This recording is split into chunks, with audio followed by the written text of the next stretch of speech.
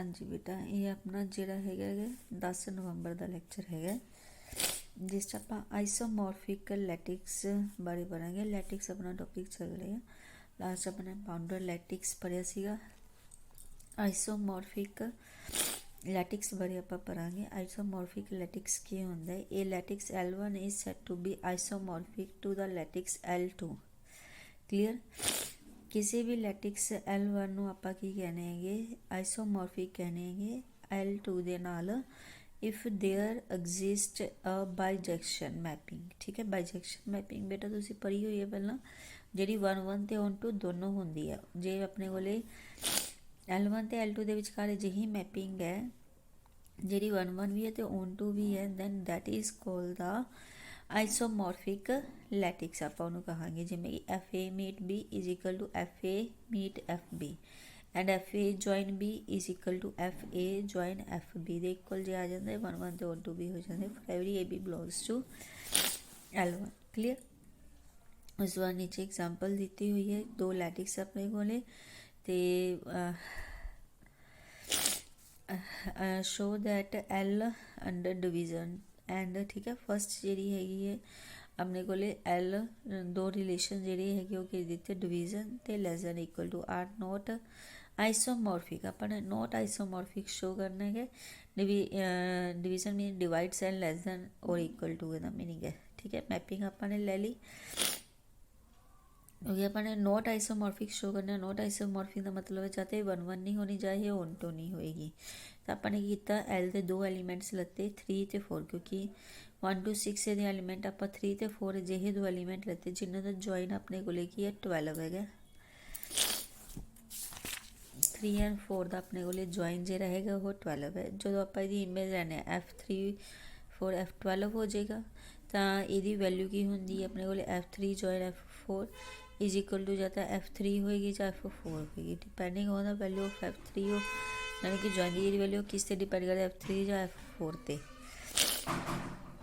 ਤਾਂ 10 F3 join F4 is equal to F3 join F4 is not necessary. ਹੁਣ ਜ਼ਰੂਰੀ ਨਹੀਂ ਨਾ ਹੈਗੀ ਬੇਟਾ ਇਹਦੀ ਵੈਲਿਊ ਜਿਹੜੀ ਹੈਗੀ ਉਹ ਆਪਣੇ ਕੋਲੇ F3 ਹੋਏਗੀ ਜਾਂ F4 ਹੋਏਗੀ। ਕਲੀਅਰ? ਇਹਦੀ ਵੈਲਿਊ ਦੇ ਇਕੁਅਲ ਨਹੀਂ ਹੋਏਗੀ ਜਾਂ ਕਿ F12 ਦੀ ਵੈਲਿਊ ਇਹਦੇ ਇਕੁਅਲ F12 ਯਾਨੀ ਕਿ ਆਈਸੋਮੋਰਫਿਕ ਨਹੀਂ ਹੈਗਾ। ਉਸ ਤੋਂ ਬਾਅਦ ਆਪਣੇ ਕੋਲ ਆ ਜਾਂਦਾ ਡਿਸਟਰੀਬਿਊਟਿਵ ਲੈਟਿਕਸ। ਡਿਸਟਰੀਬਿਊਟਿਵ ਲੈਟਿਕਸ 'ਚ ਕੀ ਹੁੰਦਾ ਹੈ? ਜੇ ਆਪਣੇ ਕੋਲੇ P ਆਪਣੇ ਕੋਲੇ ਕੋਈ ਲੈਟਿਕਸ ਹੈ ਰਿਲੇਸ਼ਨ ਆਪਾਂ ਨੂੰ ਲੈਸ ਦੈਨ ਇਕੁਅਲ ਟੂ ਦਾ ਗਿਵਨ ਹੈ then P is called the distributive lattice. P is called the distributive lattice if and only if a distributive law holds। ਜਿੱਥੇ ਆਪਣੇ ਕੋਲ ਕੀ ਹੈ ਡਿਸਟਰੀਬਿਊਟਿਵ ਲਾ ਹੋਲਡ ਕਰਦਾ ਹੈਗਾ। ABC ਆਪਾਂ ਇਹਦੇ 3 ਐਲੀਮੈਂਟਸ ਲੈਤੇ A join B meet C is equal to this one and ਠੀਕ ਹੈ। ਕਲੀਅਰ? ਈਜ਼ੀ ਹੈ। ਡਿਸਟਰੀਬਿਊਟਿਵ ਲਾ ਜੇ ਡਿਸਟਰੀਬਿਊਟਿਵ ਲਾ ਹੋਲਡ ਕਰਦਾ then this is called the distributive ਲੈਟਿਕਸ। ਨਹੀਂ ਕਰਦਾ then non ਡਿਸਟਰੀਬਿਊਟਿਵ ਲੈਟਿਕਸ।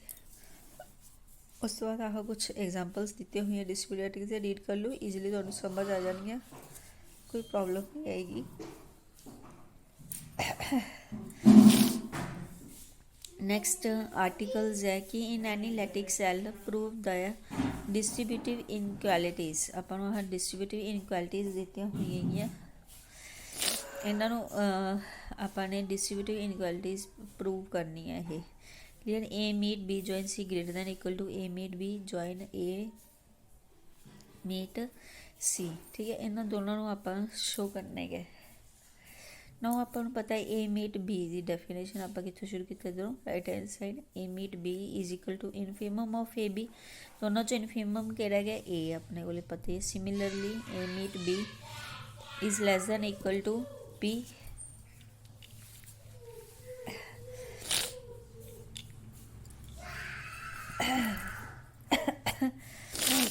A meet B ਜਿਹੜਾ ਉਹ B ਤੋਂ ਵੀ ਛੋਟਾ ਹੋਏਗਾ ਹੀ ਹੋਏਗਾ ਕਿਉਂਕਿ ਮੀਟ ਹੈਗਾ।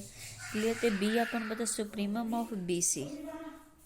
ਠੀਕ ਹੈ, BC ਦਾ ਜਿਹੜਾ ਸੁਪਰੀਮਮ ਇਸ ਤੋਂ ਛੋਟਾ ਹੈ। ਸੁਪਰੀਮਮ ਆਫ BC ਕਿਤੇ ਕੋਲ ਹੈਗਾ B ਜੁਆਇਨ C ਦੇ।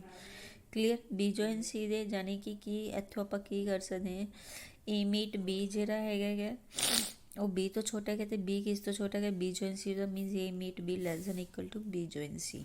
ਤਾਂ also A meet B is less than equal to A means this is the lower bound of A B join C. Clear. ये ਹੁਣ ਦੇਖੋ ਆਹ ਵਾਲੀ ਸਾਈਡ ਆ ਗਈ ਨਾ ਆਪਣੇ ਕੋਲ ਏ ਤੇ ਬੀ ਜੁਆਇਨ ਸੀ, ਯਾਨੀ ਕਿ ਇਹ ਦੋਨਾਂ ਤੋਂ ਛੋਟਾ ਤਾਂ ਇਹ ਇਹਨਾਂ ਦਾ ਕੀ ਬਣ ਜਾਏਗਾ, ਲੋਅਰ ਬਾਉਂਡ ਬਣ ਗਿਆਗਾ। A meet B less than equal to ਹੋ ਗਿਆ ਆਪਣੇ ਕੋਲ ਏ ਮੀਟ ਬੀ। ਸਿਮਿਲਰਲੀ ਆਪਾਂ ਸ਼ੋ ਕਰ ਦੇਵਾਂਗੇ ਏ ਮੀਟ ਸੀ ਵੀ is also less than equal to ਕੀ ਹੋ ਜਾਏਗਾ, ਇਹ ਆਪਣੇ ਕੋਲ A meet B join C ਤੋਂ ਛੋਟਾ ਹੋ ਜਾਏਗਾ। यानी कि ए मीट बी जॉइन की हो गया upper bound of A meet B A meet C हो गया, तो यह दोनों की जॉइन दी इक्वल ये चीज़ आपने शो करनी सी बेटा। क्लीयर। सैकेंड प्रूफ भी इस तरह ही हो जाएगा, तुम कर सकते हो ईजिली। उस तो बाद है कि direct product of two distributive is also distributive, इस आपने शो करना है। ईजी है बेटा, तुम रीड कर लियो कि प्रोडक्ट ऑफ दो डिस्ट्रीब्यूटिव लैटिक्स आपने एल ते एम सपोज कर लवेंगे, उन्हों की जी प्रोडक्ट आ वो भी डिस्ट्रीब्यूटिव शो करनी है। डिस्ट्रीब्यूटिव शो करने वास्ते आप एल क्रॉस एम डिस्ट्रीब्यूटिव एक प्रोडक्ट लत्ती गई, ठीक है। एल ते एम डिस्ट्रीब्यूटिव लैटिक्स है, एल क्रॉस एम इन्हों की प्रोडक्ट है, ये तीन एलीमेंट्स ले ले सच दैट तो आप इनू की कर देवांगे डिस्ट्रीब्यूटिव बेटा शो करना आउंदा ही आपको, ठीक है। डिस्ट्रीब्यूटिव रिजल्ट जो रीड कर लो तो स्टैप्स ईजिली समझ आए। अगली है कि every sublattice of a distributive lattice is distributive, यानी कि किसी भी डिस्ट्रीब्यूटिव लैटिक्स की जी सब लैटिक्स होएगी वह भी की होएगी डिस्ट्रीब्यूटिव प्रॉपर्टी को होल्ड करेगी। ओबीयसली वैसे आपको पता ही है, आप पी एक लैटिक्स लैके चल पे एस ओ दी की हैगी सब लैटिक्स हैगी, तो वो रिजल्ट बेटा देखो होल्ड करते ही होएगा, तो डिस्ट्रीब्यूटिव प्रॉपर्टी होल्ड करे। Dual of distributive lattice is also distributive, ये भी बेटा रीड कर लियो, बहुत ईजी है कि जो भी किसी डिस्ट्रीब्यूटिव लैटिक्स पी का आप की करा डुएल लवेंगे, डुएल पता थोड़ा जॉइन की जगह तो मीट है, मीट की जगह तो जॉइन आ जाएगा, कोई फर्क नहीं पेगा तो डिस्ट्रीब्यूटिव लैटिक्स वो भी होल्ड करेगी ये कि dual of every distributive lattice is also distributive. Next अपने को डेफिनेशन है कॉम्पलीमेंट एंड कॉम्पलीमेंटेड लैटिक्स। सब तो पहले आप कॉम्पलीमेंट की डेफिनेशन करते हैं कि कॉम्पलीमेंट की कहता है, इंपॉर्टेंट डेफिनेशन है कॉम्पलीमेंट कि an element X of a bounded lattice कि एक कोई अपने को बाउंडर लैटिक्स जिदा अपर बाउंड तो लोअर बाउंड अपन दिया, 0 is the lower bound and 1 is the upper bound of P अपन पता है। तो एक्स की है वह एक एलीमेंट है इस कॉल द कॉम्पलीमेंट, एक्स नूं आपां की कहांगे कॉम्पलीमेंट कहांगे of an element A belongs to P, P दे किसी भी एलीमेंट का आप कॉम्पलीमेंट कहांगे कदों कहांगे जदों उन्हां दोनों का जॉइन इज इक्वल टू 1 हो जाए तो मीट इज इक्वल टू 0 हो जाए। क्लीयर बेटा। पी दे दो एलीमेंट्स नूं आपां आपस च कॉम्पलीमेंट कदों कहांगे जदों उन्हां दा जॉइन 1 हो जाए तो मीट की वैल्यू 0 है। ईजी डेफिनेशन है, सिंपली समझना है। पी एक बाउंडर लैटिक्स है जिदा अपर बाउंड तो लोअर बाउंड अपन पता है, तो दो एलीमेंट्स पी दे ही दोनों एलीमेंट्स नूं आपां कॉम्पलीमेंट कह सकते हैं जो दोनों का जॉइन अपर बाउंड के इक्वल होवे ते मीट लोअर बाउंड के इक्वल। ड्यू टू सिमेट्री ये अपने को जे कॉम्पलीमेंट ऑफ एक्स है तो कॉम्पलीमेंट नूं आपां ए डैश नाल डिनोट करते हैं। ओके यानी मार्क्स इन्हों याद कर लो, ध्यान रखियो इस चीज़ का। रिमार्क्स की कहते हैं कि any element of A lattice मे और मे नॉट हैव कॉम्पलीमेंट, जरूरी नहीं है कि लैटिक्स के हरेक एलीमेंट का ही कॉम्पलीमेंट हो, उत्थे अजिहे भी एलीमेंट हो सकते हैं जिन्हों का कॉम्पलीमेंट एग्जिस्ट ना करता हो। An element of a lattice may have more than 1 complement, तो ऐदा भी हो सकता है कि अजिहे एलीमेंट होन जिन्हों के एक तो ज़्यादा कॉम्पलीमेंट होन, ठीक है। An element have more than 1 complement, complement नहीं नॉट यूनीक, यानी कि यूनीक होना जरूरी नहीं है।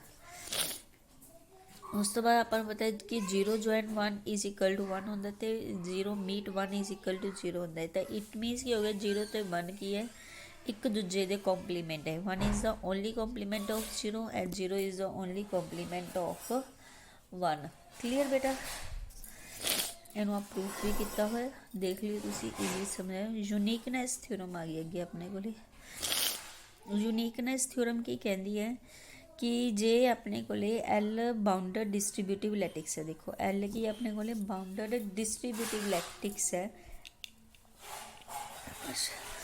ਆਪਾਂ ਸ਼ੋ ਕਰਨਾ ਹੈ ਕਿ prove that compliment of any element is unique. ਇੱਥੇ ਆਪਾਂ ਨੇ ਕਿਹਾ ਸੀਗਾ ਕਿ ਕੰਪਲੀਮੈਂਟ ਲੈਟਿਕਸ ਦੇ ਵਿੱਚ ਇੱਕ ਤੋਂ ਜ਼ਿਆਦਾ ਵੀ ਹੋ ਸਕਦੇ ਆ, ਪਰ ਡਿਸਟ੍ਰੀਬਿਊਟਿਵ ਲੈਟਿਕਸ ਦੀ ਦੇਖੋ ਇੱਥੇ ਗੱਲ ਹੋ ਰਹੀ ਹੈਗੀ ਹੈ। ਇੱਥੇ ਇਕੱਲੀ ਬਾਊਂਡਰ ਦੀ ਗੱਲ ਸੀਗੀ, ਉਹਦੇ ਵਿੱਚ ਇੱਕ ਤੋਂ ਜ਼ਿਆਦਾ ਕੰਪਲੀਮੈਂਟ ਹੋ ਸਕਦੇ ਆ, ਪਰ ਜਦੋਂ ਬਾਊਂਡਰ ਡਿਸਟ੍ਰੀਬਿਊਟਿਵ ਲੈਟਿਕਸ ਹੋਏਗੀ ਉਦੋਂ ਕੀ ਇਹ ਕੰਪਲੀਮੈਂਟ ਕੀ ਹੋਣਗੇ, ਯੂਨੀਕ ਹੋਣਗੇ। ਉਹ ਕਿਸੇ ਵੀ ਐਲੀਮੈਂਟ ਦੇ ਕੰਪਲੀਮੈਂਟ ਯੂਨੀਕ ਹੋਣਗੇ। ਤਾਂ ਯੂਨੀਕਨੈਸ ਵਾਸਤੇ ਆਪਾਂ ਨੇ ਕੀ ਲਿੱਤਾ, ਐਲ ਦਾ ਕੋਈ ਇੱਕ ਐਲੀਮੈਂਟ ਲਿੱਤਾ ਅਤੇ ਸਪੋਜ਼ ਕਰ ਲਿਆ ਕਿ ਉਹਦੇ ਦੋ ਕੰਪਲੀਮੈਂਟ ਹੈਗੇ। ਕਲੀਅਰ, दो कॉम्प्लीमेंट है तो आप कॉम्प्लीमेंट की डेफिनेशन अप्लाई करती है। A join A1 is equal to 1 तो A join A2 is equal to 1, A meet A1 is equal to 0 तो ए मीट। क्लीयर, उस तो बाद आप अपने को कंसीडर करांगे कि A1 आप लिख सकते हैं A1 जॉइन 0। ओके, 0 की जी वैल्यू होंगी हैगी ए मीट A2 होंगी हैगी। क्लीयर, 0 की जी वैल्यू हैगी ए मीट A2 इतों आपने पुट कर दी हैगी, क्योंकि A1 ऑलरेडी सीगा, आप A2 चाहिए सी, A2 की वैल्यू पुट करांगे ए मीट A2। ओके, उस बाद डिस्ट्रीब्यूटिव ला होल्ड करवा दिता, प्रॉपर्टी अप्लाई कर दी। नाउ A1 जॉइन ए की वैल्यू अपने को 1 हैगी, ए वैल्यू 1 पुट कर दी। ये मीट करांगे तो अपने को यही आ जाएगा A1 जो, तो यानी कि A1 की वैल्यू कि एक को लगी, ये एक को लगी A1 जॉइन ए।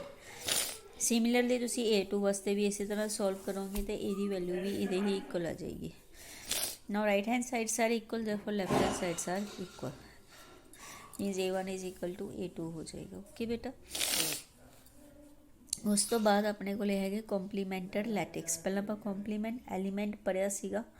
कॉम्प्लीमेंटेड लैटिक्स कदों होंदा है, if a lattice P is called complemented if it is bounded, जो बाउंडेड भी है तो every element in P has complement, जे P के हरेक एलीमेंट द कॉम्प्लीमेंट एग्जिस्ट करता तो और आप की कहांगे कॉम्प्लीमेंटेड लैटिक्स कहांगे। क्लीयर, क्योंकि आप पिछे ही डेफिनेशन की सी कि जरूरी नहीं हैगा कि लैटिक्स के हरेक एलीमेंट का कॉम्प्लीमेंट एग्जिस्ट करता हो।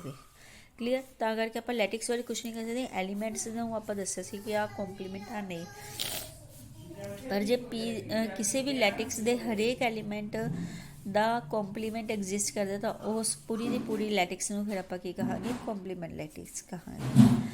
आज की एग्जाम्पल दी हुई है D6 अंडर डिवीजन, यानी कि डिवीजन 6 के डिवाइजर्स आ गए अपने को 1 2 3 6, इन्हें ज्वाइन कर दो, मीट कर दो, तो तुहानूं पता लगता है हरेक एलीमेंट का कि 2 3 का कॉम्प्लीमेंट है, 1 6 का कॉम्प्लीमेंट है।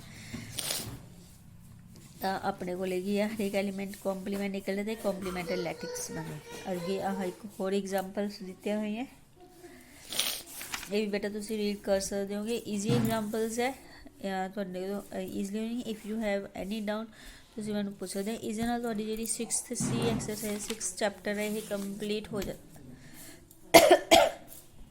नैक्सट लैक्चर आप अगला चैप्टर स्टार्ट करेंगे। थैंक यू बेटा।